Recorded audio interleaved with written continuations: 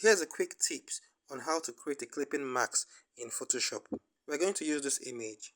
We start by using the ellipse tool to create an ellipse. Fill with color. Let's use red.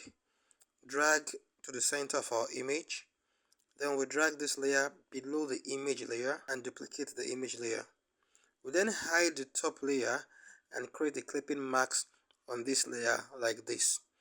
Then we reveal the top layer and create a mask. Then select our brush and brush like this. Then double click on the ellipse layer to get the layer style dialog box. We select stroke and adjust the stroke to the color to our taste. This is how you create a clipping mask. Please subscribe, like as you keep learning and creating. Thank you.